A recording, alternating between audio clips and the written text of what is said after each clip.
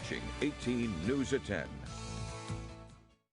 Governor Andrew Cuomo giving his state budget address earlier today. The budget will be dependent on funding received from the federal government. Governor Cuomo wants $15 billion from Congress to use towards the budget.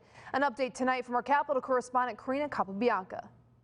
This is a different type of budget than we've done in the past. And we shouldn't be surprised by that because it's a different time, it's a different year, it's a different state, it's a different world. The governor has come up with two scenarios for the budget. One is if New York receives $6 billion, which the governor is calling a worst-case scenario. Under that situation, the state would increase taxes on people earning over $5 million a year. You'd then have to cut dramatically. You'd have to cut about $2 billion in education funding, about $600 million from Medicaid.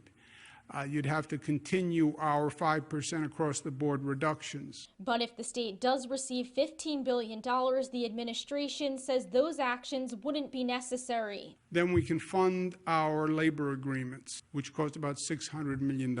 We can restore the 5% across the board reductions that we've done to date.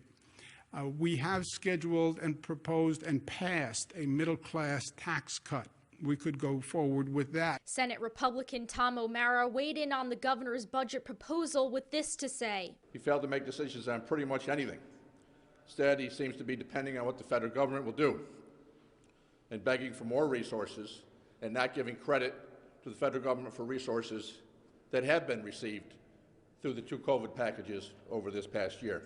State Budget Director Robert Mujica says if the state receives somewhere between the $6 billion and $15 billion from the federal government, the administration will have to work with the legislature on priorities. In Albany, Karina Capabianca,